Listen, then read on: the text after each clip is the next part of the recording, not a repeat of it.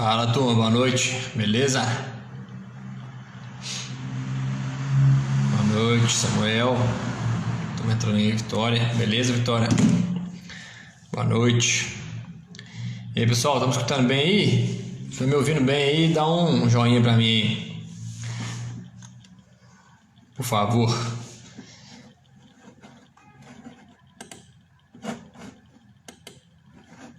Fala, Zóia. E aí?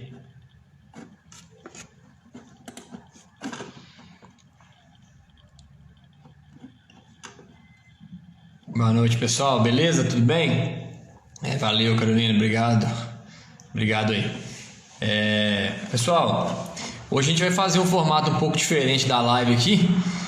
Vamos fazer só perguntas e respostas. A gente abriu uma caixinha de perguntas no nosso Instagram hoje, né? Então a gente recebeu algumas perguntas e também estou devendo uma resposta de algumas perguntas que eu fiz num vídeo. Não sei se vocês viram aí. Eu fiz um vídeo mostrando uma fazenda que eu atendo que usa um feno na dieta pós-parto e botei para quem tivesse alguma pergunta. Então tive várias perguntas nisso aí também. Vou tentar responder todas aqui para vocês. E aí, quem tiver tendo alguma pergunta, pessoal, hoje vai ser bem aberto o tema aí. Fica à vontade de perguntar qualquer coisa do cenário da indústria do leite aí. Se eu souber responder, eu vou ficar feliz de compartilhar com vocês. Quero aproveitar já que tá todo mundo, tem uma turma boa online aí, falar para vocês que a gente está com o curso aberto e vagas para o nosso curso de nutricionista do leite, aberto até dia 15 só. Temos poucas vagas disponíveis. Quem tiver interesse é só entrar no nosso link aí na bio e fazer a inscrição. Temos realmente poucas vagas, graças a Deus tivemos uma procura bem legal. Tem bastante gente já participando aí e assistindo as aulas. Quem tiver interesse de participar é só entrar aí no nosso link aí na bio e fazer a inscrição direto aí no nutricionista do leite. Tá bem bacana o curso. Bom, pessoal, vamos lá então. Eu vou começar respondendo as perguntas da semana passada, né, que eu postei a dieta do lote pós-parto com mais fibra na dieta, e tive algumas perguntas aqui pra gente trocar uma ideia. Bom, a primeira pergunta aqui foi do Jean Jimenez. Qual o capim mais indicado para fazer o feno? Bom, Jean, a resposta disso aí não é tão simples, vai depender muito de qual capim produz melhor na sua região, qual capim que você tem melhor experiência para produzir. Aqui na nossa região, em Minas, a gente faz muito feno de Tifton, que é um capim que tem uma produção boa e produz relativamente bem aqui na nossa região. E conseguimos fazer feno de qualidade com ele. Mas é possível fazer feno de qualidade com a maioria das forragens que a gente tem aí. Importante entender qual que é a produtividade e tentar escolher um capim de melhor digestibilidade e fibra possível que a gente conseguir também. Muitas vezes é difícil isso, a gente vai mais na produtividade, né? Qual capim que vai bem naquela região para a gente produzir esse feno. Uma dificuldade que tem de produzir feno em algumas regiões, que aí, por isso que fica na mão de poucas pessoas, normalmente a produção desse feno, é que para produzir feno a gente precisa de máquinas específicas, né? Para produzir num volume razoável, a gente precisa de algumas máquinas para produzir esse feno de maneira adequada, e que muita gente não tem, não é muito comum nas fazendas nossas. Então a gente fica mais na mão de pessoas que realmente compartilham. Mas aqui na nossa região o mais comum é feno de Tifton. Quando a gente vai mais para o sul do país, a gente tem muito feno de alfafa, que é muito bom, e é bastante comum de ter. Aqui em Minas, algumas fazendas usam feno de alfafa. Tem um fornecedor, vou lembrar o nome da cidade aqui, fugiu, mas que fornece feno de alfafa aqui em Minas e que tem resultados bem legais também. Mas enfim, pode ser usado qualquer tipo de capim para fazer esse feno aí sim. Bom, Henrique Brito, uma pergunta dele aqui: quantos dias essas vacas ficam no lote pós-parto? Qual é o FDN total e qual é o FDN de forragem? Qual que é a medida da dieta? Henrique, eu vou ter que abrir minha planilha de formulação aqui para eu poder ver essas informações. Eu vou deixar para responder a sua mais para o final, então, para conseguir abrir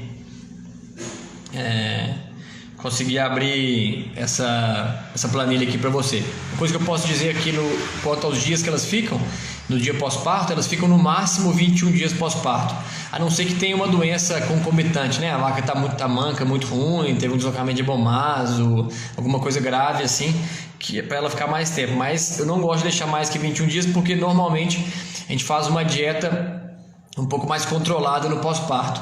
Eu quero que essas vacas estejam picando bem, indo bem já com 21 dias para poder passar para outro lote. Depende um pouco da pressão de seleção também, o Henrique. Por exemplo, eu pego meu lote lá é limitado, cabe 20 vacas no lote. Então, às vezes tem meses que tem muito parto, eu tenho que tirar essas vacas mais rápido. Tem vezes que tem menos parto, eu deixo no máximo 21 dias. Mas quando tem menos parto, quando tem muito parto, na verdade, eu tenho que ir rodando as vacas. Então eu vou tirando as vacas que estão melhores. Algumas vezes nem sempre é só de acordo com o DEL. Eu dou uma olhada, a gente dá uma olhada para a cara das vacas. É quem está melhor para poder sair daqui já. Está na hora delas saírem. Por exemplo, se eu tenho uma vaca multípara lá dentro que bate muito nas companheiras dela, mesmo estando no pós-parto, essa vaca já vai sair mais cedo, certo? Então esse é um ponto para a gente procurar aí. Olhar também comportamento das vacas, quem está comendo bem, como que elas estão, como está indo, tudo isso é importante para a gente definir qual é o animal que vai sair, mas máximo 21 dias, porque a gente vai ter uma dieta mais controlada, menos desafiadora, certo? Wendel Rodrigues, adição de fibra nesses momentos são necessárias, por quê? A gente tenta, quando a gente fala de pré e pós-parto, existem alguns motivos para a gente agregar fibra na dieta, certo? Fibra de qualidade, né? Não adianta a gente querer. No pré-parto, a gente até coloca uma fibrinha ruim aí. No pré-parto, o objetivo é diminuir a energia da dieta. Às vezes a gente quer formular uma dieta com energia. Às vezes não, a gente quer no pré-parto formular uma dieta com uma energia mais controlada. Então a gente tenta adicionar fibra no pré-parto para poder controlar um pouco a energia dessa dieta, porque muitas vezes eu tenho só silagem de milho como fonte volumosa, e apesar de ser uma forragem, ela tem bastante energia, principalmente as silagens de milho de hoje em dia, que a gente tem conseguido produtividades em termos de amido, etc., cada vez melhores. No pós-parto, eu quero com essa fibra gerar enchimento ruminal, gerar saúde para essa vaca. Então, quando minha vaca come mais fibra no pós-parto, ela enche mais o rumen, ela rumina mais, ela tem menos chance de ter problemas metabólicos. E quando eu dou uma forragem de alta qualidade, quando eu dou um feno bom ou um pré-secado muito bom, algumas vezes eu até estimulo o consumo dessas vacas um pouco maior. E aí eu faço com que esse animal se alimente mais e evite de ter problemas pós-parto na consequência. Então, os principais problemas que eu quero evitar no pós-parto, acrescentando mais fibra, deslocamento de hemomaso, cetose e otimizar o consumo mais rápido desse animal a mais curto prazo. Eu quero que ele comece a comer mais rápido possível, né? O mais rápido possível e de maneira efetiva. Quando eu dou uma dieta muito rica em amido, por exemplo, com menos fibra no pós-parto, tem alguns trabalhos mostrando, um trabalho do grupo do Mike Allen, que é o grande estudioso desse assunto aí, mostrando que quando eu dou muito amido, principalmente muito fermentável, eu posso fazer com que as vacas diminuam consumo e diminuam a produção de leite também. Então a gente quer dar fibra, a gente quer dar uma dieta mais light para essa vaca ali, para que ela coma um volume maior, tenha enchimento ruminal e consiga ter uma vida saudável no pós-parto. Bom, deixa eu pegar outras perguntas aqui.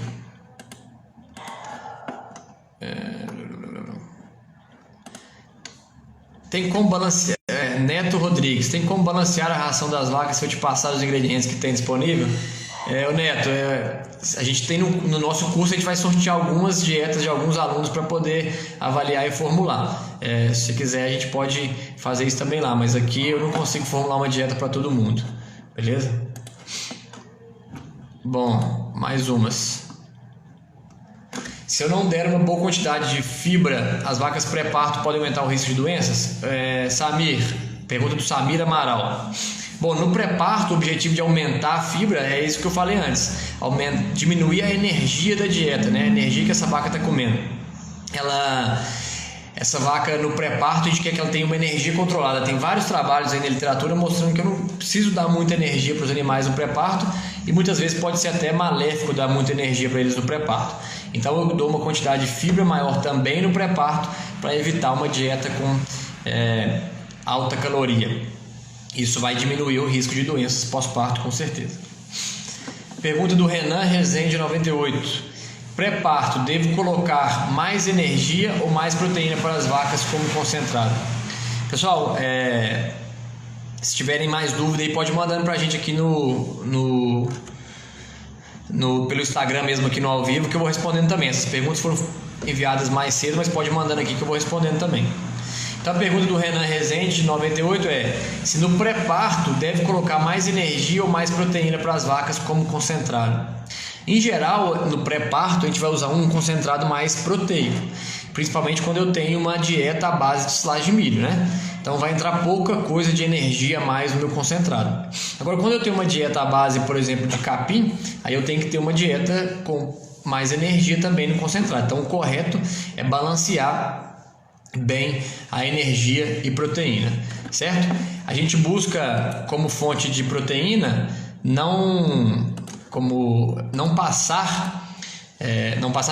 atingir na casa para novilhas 1.100 de proteína metabolizável, e para vacas cerca de 900 de proteína metabolizável já está um volume adequado, certo?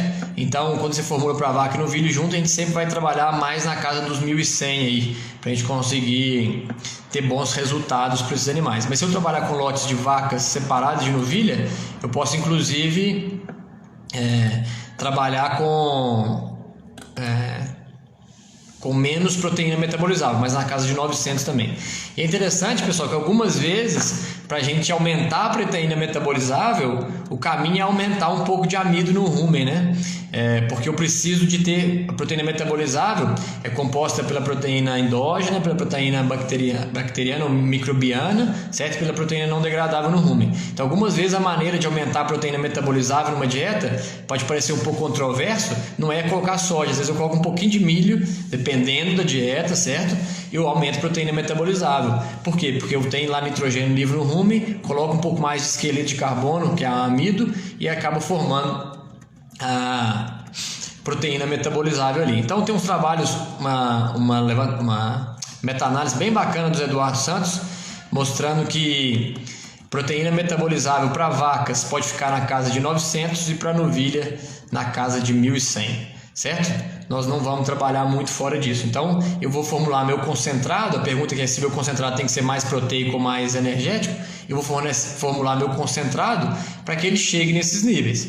Então, independente do que eu estou usando, no concentrado eu tenho que chegar no nível da dieta total. E esse que é o ponto que a gente tem que sempre levar em consideração. Eu vou sempre buscar formular uma dieta total, não formular uma dieta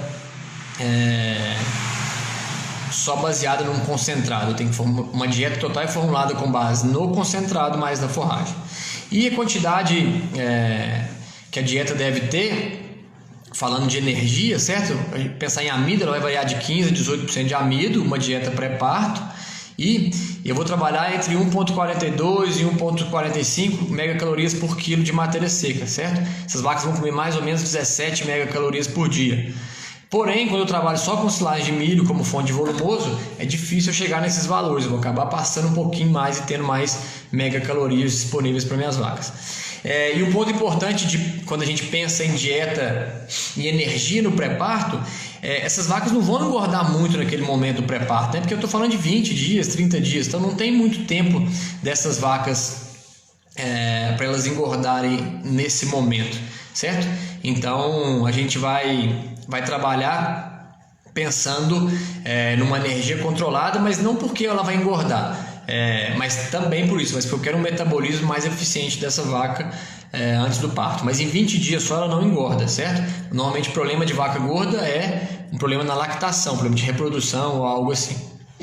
Tem umas perguntas para trás aqui, eu vou pegar aqui.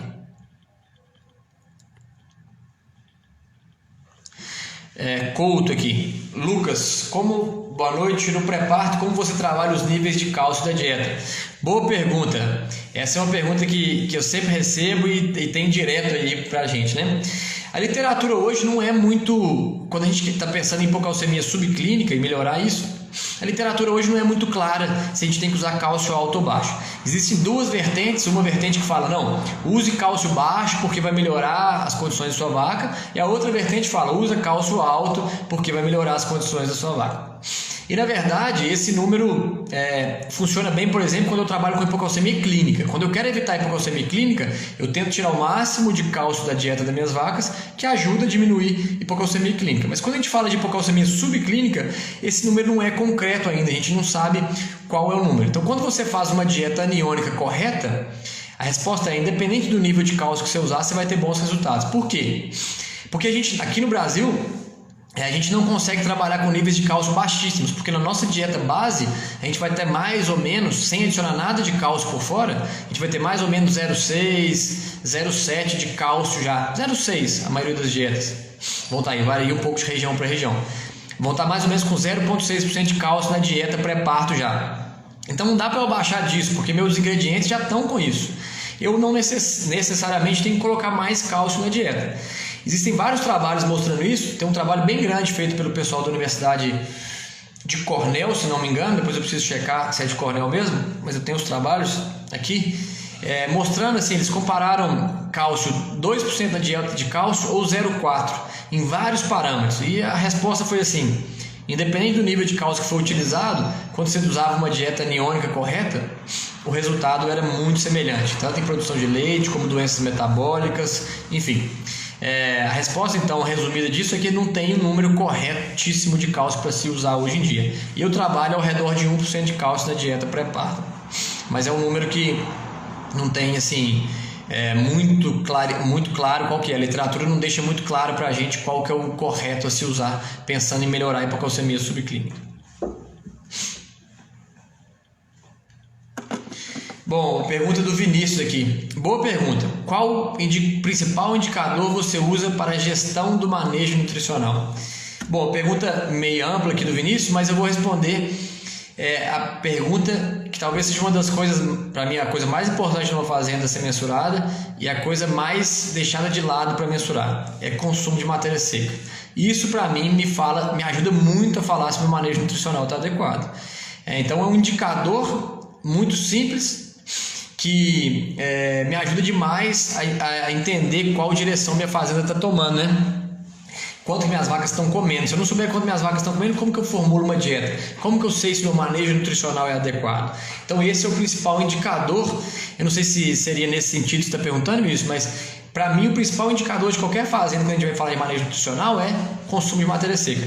Eu vejo um monte de gente falando aí, vamos formular, fazer dieta de precisão, não sei o que lá. Para mim dieta de precisão é fornecer uma dieta mais similar da que eu formulo para uma vaca, né? Então eu estou formulando no computador, eu quero que minha vaca receba e coma o mais semelhante a que eu formulei. Isso para mim é dieta de precisão, nutrição de precisão para mim é isso. E se eu não tiver consumo de matéria seca, eu nunca vou fazer nutrição de precisão. Se eu não avaliar meu consumo das minhas vacas, não souber qual é o consumo exato das minhas vacas, eu nunca tenho nutrição de precisão, porque eu estou chutando já o índice mais importante, que é consumo de matéria seca. Todos os programas de formulação dão para a gente uma estimativa de consumo de matéria seca. Então eu vou lá no NRC, coloco qual que é a minha vaca, quantos litros de leite ela dá, qual condição que ela está, ele me dá uma estimativa, né? Qual que é o DEL dela, ele me dá uma estimativa. O AMTS é a mesma coisa, a RLM é a mesma coisa, várias planilhas de Excel fazem a mesma coisa, o Spartan faz isso. Então qualquer programa de formulação te dá uma estimativa de consumo. E a gente formula em cima dessa estimativa se você não tiver o consumo real. E quando você tem o consumo real, a vida é outra. Por quê? Porque o programa não sabe qual que é exatamente sua vaca. Ele não sabe qual que é a estrutura que você tem. Se é um composto bem manejado, se a cama está molhada, se sua vaca apanha, se tem novilha junto de vaca. O que acontece? Qual que é o volume de estresse calórico que essa vaca sofre? Alguns programas até pedem a temperatura ambiente, mas ele não sabe. Ele não te pede quanto de ventilador, quanto de aspersor que você tem, qual que é a eficiência de troca de calor que seu sistema gera nesses animais. Então, o consumo de matéria dado pelo programa é um consumo de matéria seca estimado, certo? Então, para mim, o consumo de matéria seca real é o mais próximo da realidade, certo? Eu vou dar um exemplo para vocês de uma fazenda que eu fiz umas dietas uma vez e deu errado. A gente entrou fazendo a dieta e caiu o leite. Infelizmente isso acontece nas melhores famílias. O que era o problema? Essa fazenda não tinha consumo de matéria seca real, ela não media consumo. E a gente formulou em cima de um consumo de matéria seca estimado pelo computador. Voltou aí, pessoal? Vocês estão me ouvindo? Dá um joinha aí, acho que deu uma caída, né? Por favor, pessoal, dá um feedbackzinho, está ok? Dá um joinha aí, por favor. Ninguém? Opa, valeu, Léo. Obrigado. Voltou, né? Bom, então eu estava contando para vocês aqui um caso de uma fazenda que eu entrei para formular a dieta e caiu o leite. Por que isso acontece? Aconteceu nesse caso, né? Pode ser vários motivos para acontecer isso, mas por que aconteceu nesse caso?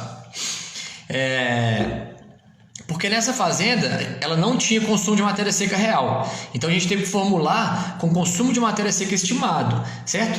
E aí, claro que a gente andou na fazenda, tentou ver os animais e tentou trabalhar um pouco esse consumo de matéria seca estimado. Mas eu tive que usar isso, é o que eu tinha nas minhas mãos naquele momento. Quando eu formulei para o consumo estimado, o leite caiu. Por quê? Porque as vacas, sobrou muita comida. As vacas não comiam o que estava sendo estimado pelo programa. Então elas não atingiram o nível de nutrientes que era necessário. Então por isso que a gente tem que formular e checar. E o que tem que ser feito? Formulei. Leite caiu. Por que caiu? Porque o consumo foi baixo. Elas não comeram o que deveria. O que eu faço? Reformulo a dieta levando em conta o consumo real. E aí eu consigo chegar no leite que eu queria. Certo? Então isso é importantíssimo.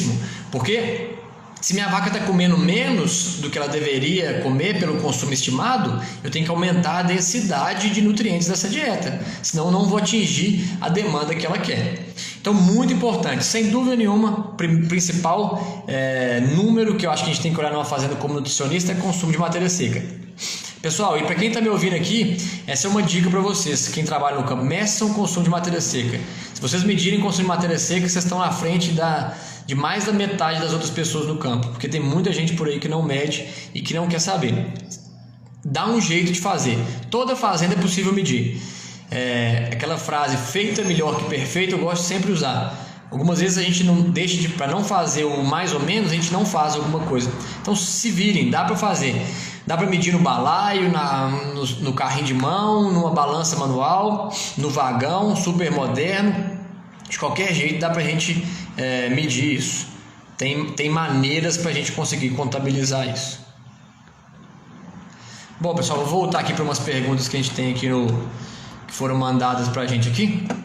Se alguém tiver mais alguma pergunta aqui, pode ir enviando aqui, por favor.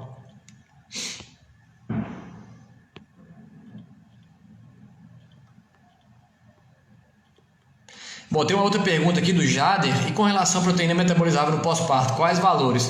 O Jader, aqui eu não uso valor fixo não, porque pode variar muito conforme a expectativa de produção daquele lote, certo? Então tem fazendas que a gente usa mais, tem fazendas que a gente usa menos, vai depender da fazenda, e aí a gente coloca no programa e vê qual que é a exigência de proteína metabolizável de acordo com o consumo daquela vaca, né? Na verdade a exigência vai ser em gramas por dia, né? Qual que é a exigência de acordo com o consumo dela, aí vai ter a densidade que eu vou precisar e qual que é a minha expectativa de produção. Então eu tenho que ver, aqui vai ser diferente entre os grupos porque eu preciso de entender um pouco melhor qual que é a expectativa de produção desse lote e qual que é o DEL que eu tenho trabalhado desse lote. Tem uma pergunta aqui, e a pasto? Qual que é essa pergunta? E a pasto o que é a pergunta? Dejane Mayra. O que é a pasto? Dejane Mayra, me manda aí por favor que eu respondo bem. O outro, Antônio Demóstenes, Zito, comentou aqui, Lucas, medir o consumo de matéria seca. Qual que é a pergunta, Zito, quanto a isso? Quanto vocês dois mandam para mim? Já a internet tá difícil, hein, pessoal? Mas voltou aí de novo, né? Dá mais um joinha aí, por favor.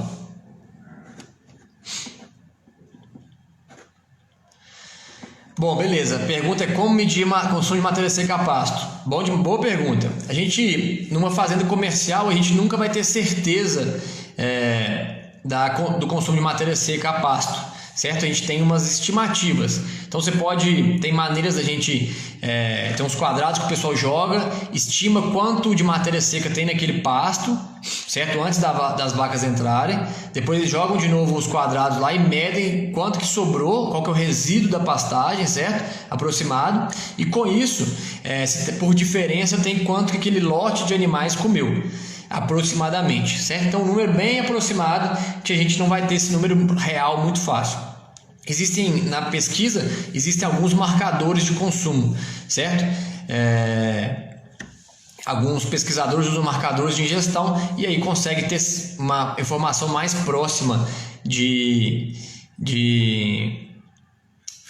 qual é o consumo real desses animais, mas na prática, no dia a dia, é bastante difícil a gente saber o consumo exato. Mas tem umas fazendas bem profissionalizadas que conseguem fazer eles vão atirando, jogando os quadrados aí de forma aleatória nos piquetes, fazem uma estimativa da massa de forragem antes da entrada dos animais, depois que eles saem, jogam de novo, fazem uma estimativa da massa de forragem depois que saiu, e aí divide pelo número de animais, você tem a quantidade de pasto que consumiu e a quantidade de concentrado vai ser mais ou menos fixo.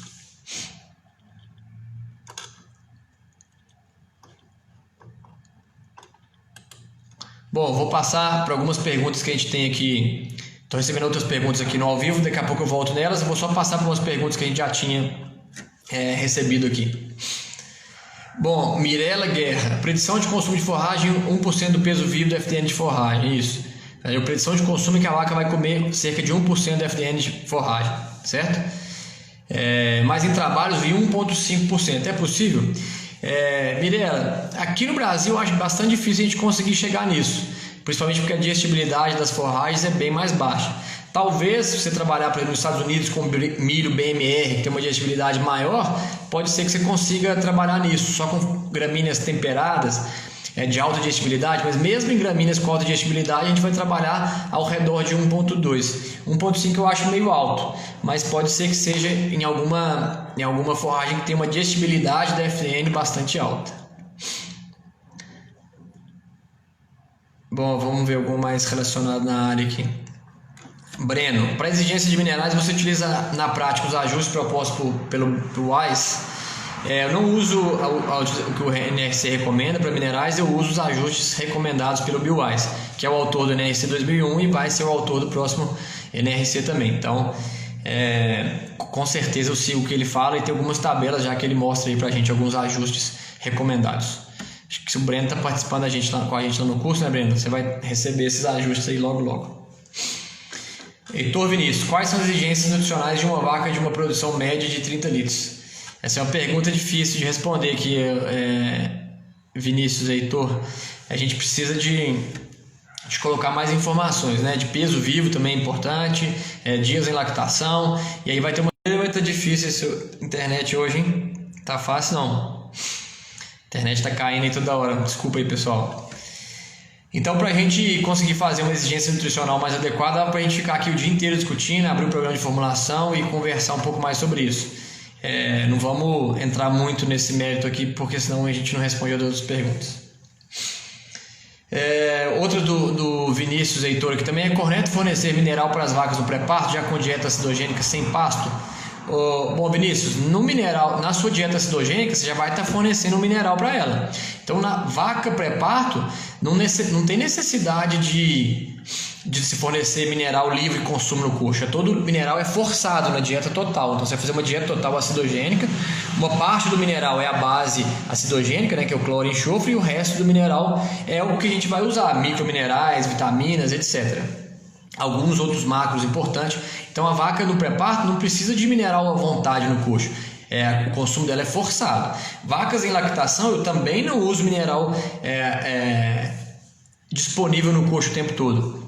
O mineral é forçado na dieta, certo? Ela não vai lá lamber o mineral, não. Ela é forçado. O consumo forçado, o que é isso? Ele é misturado na dieta total, ou na ração, ou na TMR. Por que disso? Porque a vaca não consegue consumir o volume total que ela gostaria. E tem alguns trabalhos mostrando que os animais não comem com a constância devida se a gente deixar ele só livre para comer no coxo. Então a gente coloca na dieta total para comer tudo junto. Outra pergunta do Vinícius aqui, de novo, Vinícius Heitor, quais estratégias para eliminar altos índices de retenção de placenta? Primeiro, uma nutrição adequada, né, como um todo, formular uma dieta boa pré-parto.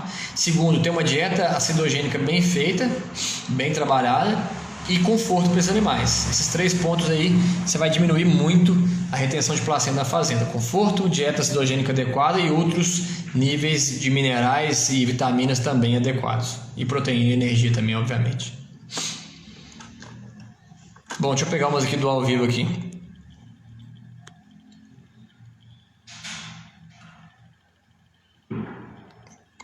T-Coach aqui. Na hora de formular a dieta, você se baseia em alguma tabela? Se sim, segue a risca ou varia de acordo com o local? Bom, eu baseio sim no programa de formulação, que é o NRC que eu uso hoje, e baseio também algumas coisas da minha experiência própria, né? A gente precisa entender que tem um programa, mas que tem uma pessoa e tem um animal nas duas pontas. A gente tem que trabalhar em conjunto. Vou dar um exemplo de quando a gente não pode olhar só para o programa. Estou formulando uma dieta e que estou vendo que a silagem, fiz uma análise da minha silagem de milho, ela tem 30% de amido, ou seja, uma quantidade de amido legal na silagem de milho. E formulei minha dieta com o objetivo de ter, por exemplo, 26% de amido na dieta total. Se eu quero que chegue, porém, quando eu vou lá ver as vacas no freestyle, que elas estão, no composto, qualquer coisa seja, e vou ver a silagem, vou pegar uma amostra da silagem, eu vejo que tem muito grão inteiro, mas muito grão inteiro mesmo a silagem. Ela foi colhida de forma tardia, com a máquina que não quebrava bem os grãos e ficou muito grão inteiro. Então, se eu usar essa informação simplesmente da minha silagem de milho, a análise bromatológica dela, e jogar no computador e levar para as vacas sem fazer nenhum ajuste, eu vou ter resultados não desejados. Por quê? Porque uma boa parte do amido que essa vaca estou colocando, que essa vaca está comendo a silagem de milho, ela está, com o perdão da palavra, está cagando ele, né? Então eu tenho que fazer um ajuste, sim, nessa dieta, de acordo com a minha experiência, de acordo com o que eu estou vendo nos animais. Mas eu sigo bem próximo do que o NRC mostra pra gente. Mas sempre, pessoal, nunca formule uma dieta sem dar uma volta na fazenda primeiro, né? Tem que olhar as vacas primeiro. Você não vai chegar na fazenda e sentar no computador e formular a dieta primeiro. Eu passo ao contrário, eu vou dar uma volta na fazenda primeiro, vou ver todos os meus ingredientes, vou ver tudo que eu tenho e depois eu sento e formulo a dieta. Eu vejo muita gente que chega na fazenda, já nutricionista, já chega, já abre o computadorzinho e já começa a formular, antes de ver o cenário, né? E não é o ideal. Bruno Fagundes. Lucas, no caso de consumo, você também mede por consumo de FDN em relação ao peso vivo do animal? Se sim, como usa esse método? Bruno, eu formulo para isso, né? Então, assim, eu uso um porcentagem de FDN de acordo com o peso vivo do animal para eu formular. Então, o consumo automaticamente vai ter uma relação com isso, né? Eu vou ver o consumo com uma relação a isso também. Mas eu não olho esse número para te falar a verdade, não é que ele sai, não. Eu vejo o consumo total, porque na verdade ele vai continuar proporcional ao que ele era. E aí, por exemplo, eu posso tomar alguma atitude, né? Se está sobrando muita comida, as vacas não estão chegando no consumo que eu gostaria, elas estão com uma condição boa de conforto, tem entregado a comida de uma maneira eficiente, a comida não está podre, está boa, eu posso estar tendo problema com FDN, por exemplo. Pode ser que minha silagem esteja ali, que eu estou usando com FDN muito alto, e eu formulei para um limite superior já, e eu estou entupindo minhas vacas, vamos dizer assim, com muito FDN. Então, às vezes, eu tenho que trabalhar para tirar isso. Certo? Pode ser uma das maneiras de a gente usar, mas eu não faço a conta de quantos por cento ela está comendo ali normalmente, não. Eu faço na hora de formular, na hora de sair já vai ser proporcional a isso. Não sei se ficou claro. Se não estiver claro, pode me avisar, por favor. Antônio Demóstenes. Lucas, como medir o consumo de matéria seca com a silagem de milho? Bom, então a primeira coisa que a gente faz é saber qual que é a matéria seca da minha silagem de milho, né?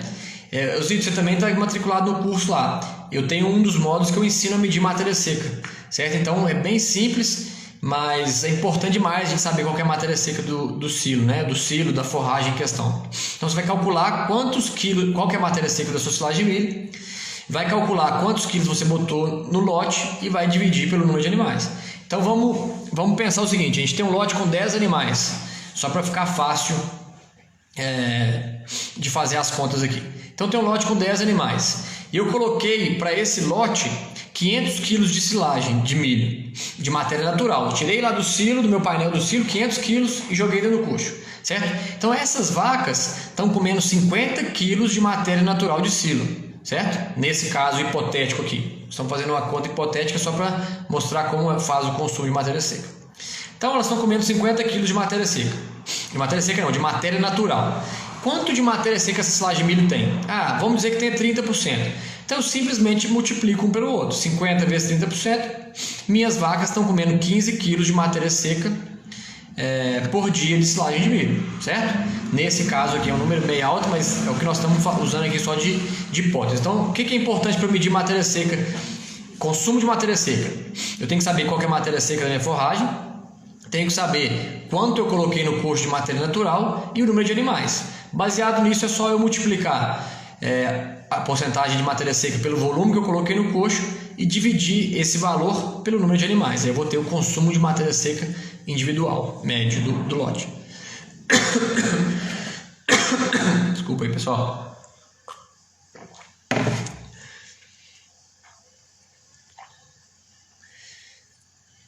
Jean Rizzi, sobre consumo voluntário de silagem de milho direto no silo é recomendável? Vi alguns produtores comentando sobre a praticidade dessa prática. Já isso é um negócio doido demais, cara. Eu já vi isso, né? O que é isso, pessoal, que ele está perguntando aqui? Pelo menos é o que eu entendi. Da gente deixar o silo lá e a vaca vai direto e come. Algumas fazendas na Argentina que eu trabalhei, eles faziam isso. Eles pegavam um silo feito em bag, assim, né, de superfície, abriam algumas janelas nesse silo, certo? E as vacas enfiavam a cabeça nessa janela e iam comendo ali mesmo no silo. Assim, eram sempre silos pequenos, né, para evitar perda, para acabar mais rápido, mas a perda é muito maior do que você levar no coxo. Nesse caso, assim, tinha um porquê disso, porque essas vacas ficavam a pasto e esse silagem de milho era tipo um lanche, um suplemento a mais nessas fazendas que eu vi na Argentina lá. Então as vacas tinham que comer um volume mais baixo de silagem de milho. Quando a gente tem muito animal para comer um volume alto de silagem de milho, a gente tirar dali e levar para o coxo é muito mais fácil. E as chances de perda são muito menores, né? Então assim, eu não recomendo fazer isso não. Eu nunca vi funcionar muito bem na prática. É bastante prático mesmo, você não precisa carregar a vaca que vai lá, mas as perdas normalmente são muito grandes. Porque a vaca vai acabar pisando, vai acabar rasgando mais a lona, vai acabar tendo alguns desafios maiores. Eu acho que era isso mesmo, já que você estava perguntando? Tem algumas fazendas que eu já vi fazer isso, mas eu particularmente não gosto muito.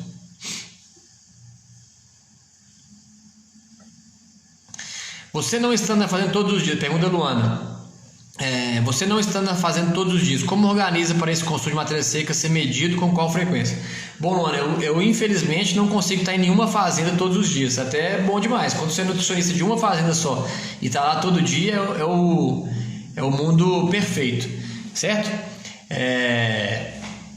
Enfim, normalmente a gente tem que treinar alguém da fazenda para fazer isso. Então, um funcionário que trabalha com trato, que é o responsável por isso, é ele que vai ser o responsável por fazer essa aferição de matéria seca. Eu gosto que faça o consumo todos os dias. Se tiver gente fazendo todos os dias, é o mundo perfeito para mim. Tem fazenda que eu trabalho que não mede todo dia, porque para eles é mais difícil, porque tem algum problema. Então, mede o máximo que conseguir. Então, você consegue medir quantos dias? 3 dias eu consigo. Então, tá bom. Eu ter consumo de matéria seca de 3 dias na semana é muito melhor do que não ter nenhum. É claro que se eu tivesse 7 dias, seria melhor ainda. Mas eu tento fazer sempre o máximo para a fazenda. Então eu tenho que tentar aliar manejo e técnica, né? Então se eu puder fazer todo dia e der tudo certo, estou feliz da vida. Mas algumas vezes a gente não consegue medir todo dia. Então pelo menos 2 ou 3 vezes por semana eu meço. Tem uma fazenda que eu trabalho que mede 2 vezes por semana. Eu não consigo ver a consistência de consumo ao longo da semana, isso é ruim. Eu gostaria de ver se é consistente o consumo, porque quando a gente mede todo dia, uma das grandes vantagens é essa, eu ver a consistência do consumo. Quanto mais consistente é o consumo, melhor sinal, mais sinal que minhas vacas estão bem, que elas estão comendo realmente o que elas deveriam. Quando eu tenho muitos picos de consumo, eu posso ter certeza que tem alguma coisa errada, então essa é uma vantagem de medir consumo todo dia.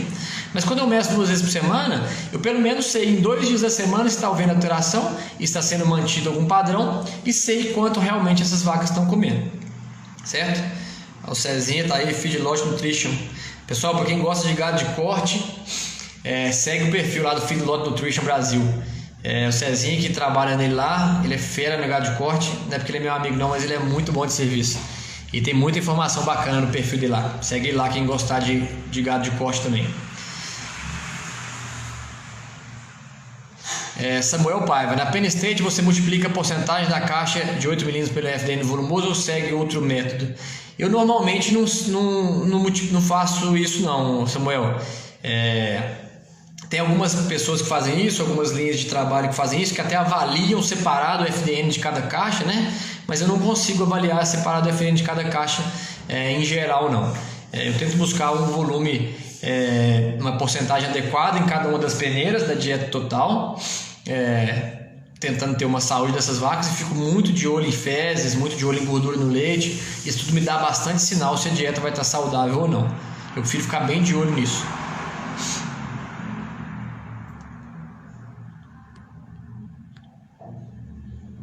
Bom, vamos pegar umas outras perguntas aqui o pessoal mandou mais cedo aqui. Depois a gente volta para as ao vivo aqui. Fala, Fábio, também tá aí com a gente.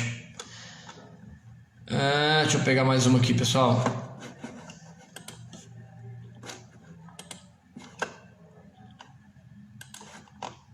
Algumas foram mandadas hoje. Wilson Coelho. Trabalha numa fazenda que separa os lotes por tempo de ordenha e formula uma dieta para uma média de 30 litros. Qual o melhor jeito para melhorar sem bagunçar a rapidez na ordenha? Bom, Wilson, depende. Assim, tem fazendas, principalmente quando a gente trabalha com gado girolando, que a gente deixa alguns animais para o final, porque realmente a ordenha é muito lenta, muito demorada, etc. Mas não deveriam ser muitos animais.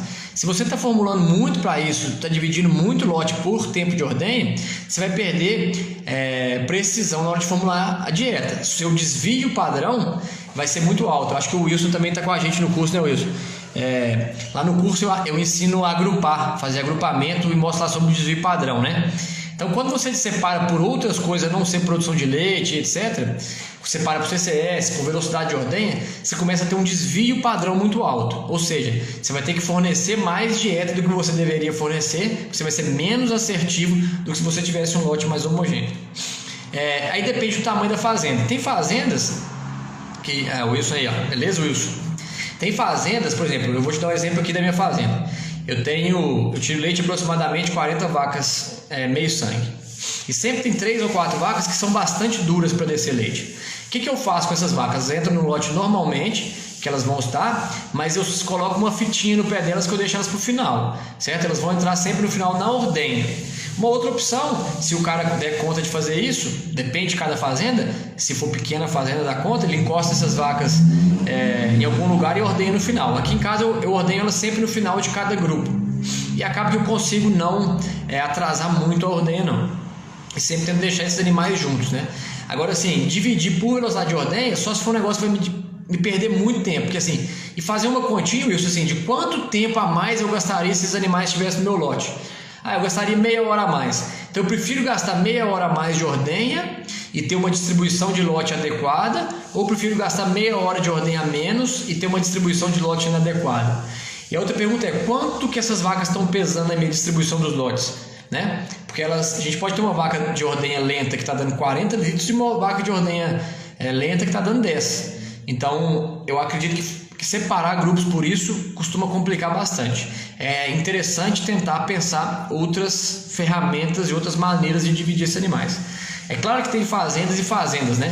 O legal demais de vaca de leite é isso, que é o fenomenal, né? Cada fazenda é um jeito, cada fazenda tem uma maneira de tomar as melhores atitudes. Eu tentaria não separar esses animais assim, se for possível, né? Então a opção disso é realmente aceitar que vai atrasar a ordenha, entender quanto tempo seria, né? Dependendo do tempo que for, não tem muito problema. Cara, vou perder 10 minutos, 20 minutos. Eu prefiro perder isso do que perder dinheiro lá no coxo. Então faz essas contas. Primeira coisa é isso. E depois entender qual o volume de animais está te atrasando mesmo a ordenha, se vale a pena separar esses animais. Porque se você formular para uma média, é isso aí que você precisa fazer a conta depois lá, Wilson. Entra lá na aula de agrupamento e faz as contas nessa fazenda, como fica o desvio padrão com essa divisão de lotes por velocidade de ordenha e sem a divisão de lote por velocidade de ordenha. E faz a conta qual dieta você deveria formular. E qual dieta você deveria formular de acordo com a média mais desvio. E você consegue mostrar para o produtor quanto que ele pode estar perdendo em dividir esses animais assim, ou quanto ele pode estar ganhando. Se não mudar muita coisa, mantém a divisão. Se estiver mudando mais coisa, tente pensar em outra possibilidade. Deixa eu pegar mais umas perguntas aqui.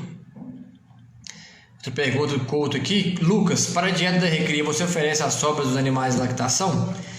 Em geral, forneço sim. Eu não consigo não jogar fora 100% da sobra, cara. Eu acho que dá pra gente usar em alguns lotes. Eu tento, por exemplo, eu não vou usar para os meus animais, para minhas novilhas. Tem um grupo de novilhas que já está ficando meio gordinha. Eu não vou usar para esses animais. Eu tento usar em um outro grupo de animais. Mas eu uso sim a dieta de vaca em lactação, as sobras para recria sim. Eu acho que a gente tem que, assim, a alimentação nossa é bastante cara. Se a gente não usar isso, principalmente em fazendas grandes, que tem um volume grande de sobra, acaba que a gente desperdiça muita grana. Importante entender que a gente não quer que sobre demais, né? Mas sempre tem que ter sobra. Então eu vou trabalhar com uma sobra balanceada, vamos dizer assim, nas fazendas, mas não vou deixar sobrar muito também, porque sobrar muito eu estou perdendo dinheiro, porque essa sobra que está indo para as novilhas é uma dieta mais cara do que essas novilhas receberiam, certo? Então eu acabo dando para elas. Algumas vezes eu dou para as novilhas que não estão gestantes ainda, que estão ali no ponto de inseminação, alguma coisa assim, ou que acabaram de ficar gestantes, na verdade, que estão no comecinho da gestação. No final da gestação, às vezes elas já estão bastante gordas e pode me dar problema nisso, certo? Mas eu tenho que ficar muito atento a ganho de peso excessivo e a ganho de score excessivo. Então, pesar a recria sempre uma vez por mês é uma prática que eu recomendo muito nas fazendas. Acho muito importante pesar a recria sempre. E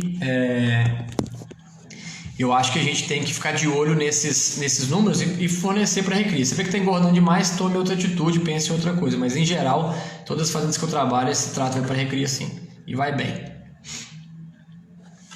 Sinara Reis, você acredita que o manejo de push-up é eficaz para estimular o consumo de matéria seca?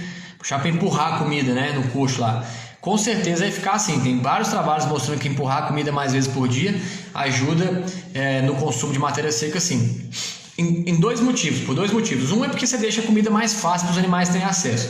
Tem fazendas que fica tão longe a comida as vacas vão mexendo tanto no alimento e vão empurrando ela para frente que a comida fica meio longe do coxo quando a gente tem uma pista de trato. E as vacas têm mais dificuldade de comer. Então empurrar ajuda a estar mais próximo desses animais. E a outra vantagem é que realmente elas estimulam a vir no coxo, né? Tem trabalhos mostrando que quando você empurra a dieta no coxo, elas estimulam a vir comer mais. Você acaba aumentando o consumo de matéria seca desses animais. Deixa eu passar para mais umas perguntas aqui.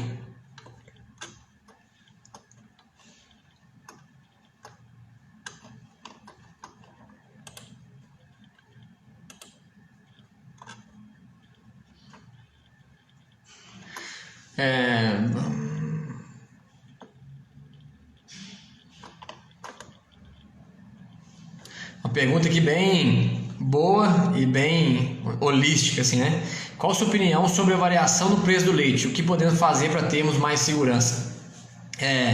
Bom, essa é uma pergunta muito boa, Jean, e que eu acho que é muito importante para o nosso setor, né?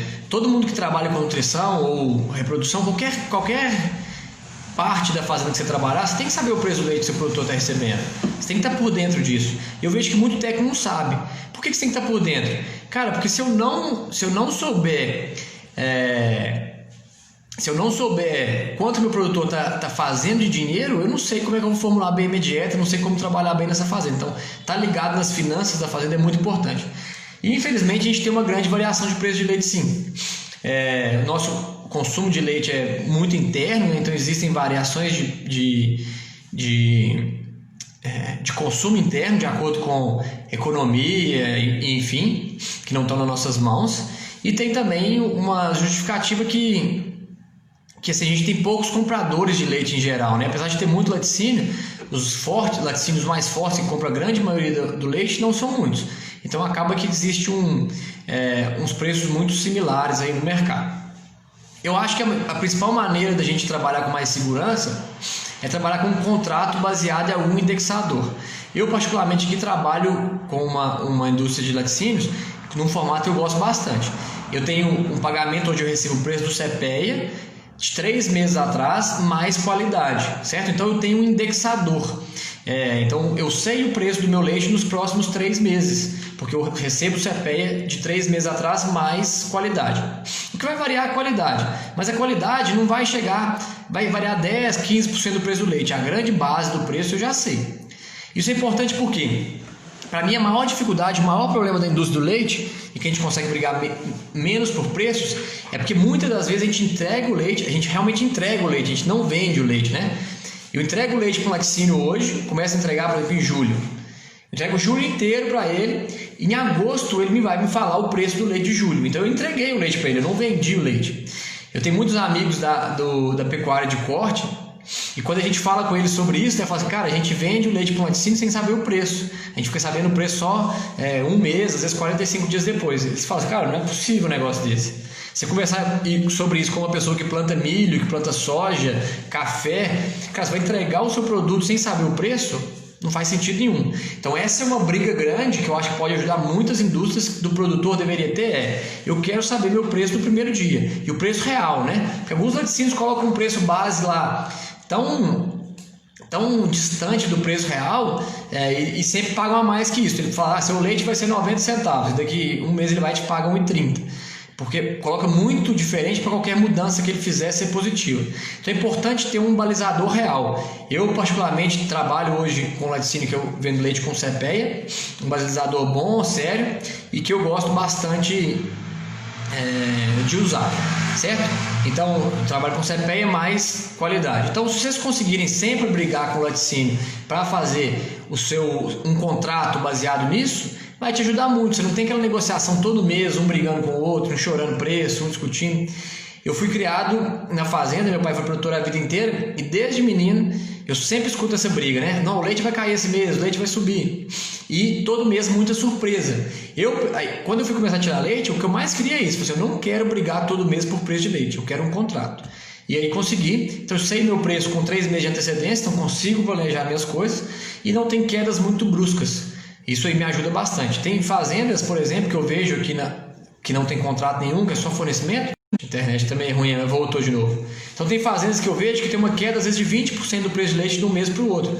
Isso é muita coisa, isso atrapalha totalmente seu planejamento de fluxo de caixa, seu planejamento financeiro do ano. Quando você tem um contrato, você consegue melhorar um pouco essa relação e ter melhores resultados. Fábio, pontuário. Às vezes no pré-parto ocorrem sobras. Qual a categoria animal pode receber essas sobras? O Fábio, eu coloco para vaca seca sobra do pré-parto, certo? É claro que eu vou ter que colocar mais dieta para elas, não vai ser suficiente, né? Só a sobra do pré-parto, mas eu coloco para as vacas secas. Não vai fazer mal para esses animais, até porque a quantidade que vai sobrar perto do resto que eu vou colocar não vai ficar uma dieta realmente aniônica mais não. Só para completar o raciocínio aqui também, o Jean Rizzi mandou sobre o preço do leite, tem que avaliar a média do ano. Isso aí, a gente tem que saber quanto que você vendeu o leite no ano. Eu, por exemplo, agora estou recebendo menos do que todo mundo, do que a maioria das pessoas. Por quê? Porque meu preço do CPEA é de 3 meses atrás. E tem um monte de gente recebendo R$2 aí agora, R$1,90. E um monte de gente não, tem algumas pessoas. E eu não cheguei nesses valores porque meu leite é baseado no indexador. Então quando ele sobe demais, você não vai subir demais. Mas quando ele cai demais, você também não cai demais. Então é importante você ter um preço anual. Concordo com você, Jean. Leandro, porcentagem de água adicionada. Porcentagem de água adicionada do milho como agem na hora de quando quer fazer. Pergunta, Leandro, qual porcentagem de água adicionada no milho na moagem para fazer reidratado? Bom, Leandro, a gente tem que buscar um grão reidratado com aproximadamente 35% de umidade, 65% de matéria seca, certo? Então a gente pode fazer isso, pegar as amostras de milho lá, já ver quanto está ele, vai colocando água e vai fazendo matéria seca, certo? Uma maneira prática de melhorar isso, facilitar a sua vida é o seguinte: você vai pegar o milho já misturado com a água que você colocou, ele tem que formar na sua mão um aspecto de quibe cru. Então ele não pode esfarinhar, nem pode ficar escorrendo muita água. Ele vai formar tipo um quibe cru na sua mão na hora que você apertar, certo? Para quem já viu o quibe cru aí é fácil, acredito que todo mundo já tenha visto. Então você vai fazer isso, quando você vê que está formando essas bolinhas dessa maneira, você vai e faz uma matéria seca dele e avalia se está dentro do que você está esperando, que é aproximadamente 35% de umidade e 65% de matéria seca. Se ele estiver aí, você manda aumenta ou diminui a água. Mas não tente acertar muito o olho do mosquito não, porque é difícil, cara, às vezes você tentar fazer exatamente com 35%, né? Você está indo bem ali, mas está com 36% de umidade. Está danada hoje, hein? Puta merda, a internet está difícil. Bom, então nas fazendas que eu trabalho, em geral, a gente leva as vacas para o pré-parto entre 21 e 30 dias. Basicamente 30 dias, mais ou menos 3 dias, uma vez por semana, a gente move esses animais e tenta trabalhar com eles por esse período. Eu não tento trazer eles, porque tem gente que quer trazer sempre com 21 dias. Meu objetivo é que meus animais fiquem no pré-parto por 21 dias. E tem gente que já traz os animais com cerca de 21 dias antes do dia esperado para o parto, né? Então, isso que é um ponto que a gente tem que lembrar. A gente fala data, a gente traz os animais de acordo com a data prevista para o parto. A gente não tem certeza se os animais vão parir naquele dia. O correto seria a gente falar com quantos dias de gestação que eu movo minhas vacas para o lote pré-parto. Eu, particularmente, movo minhas vacas para o lote pré-parto com 250 dias de gestação, certo? Elas vão parir com cerca de 278 a 280, então 28 a 30 dias antes. Por que eu não movo com 21 dias? Porque se eu mover com 21 dias, eu tenho chance da minha vaca antecipar o parto uma semana, por exemplo, bastante comum, principalmente quando a gente tem estresse térmico. Essa vaca ficaria ali por 14 dias só. E como eu movo os animais uma vez por semana só, então se eu movesse por 21 dias, eu teria 21 mais ou menos 3. Então estou tendo vacas indo de 18 a 24 dias.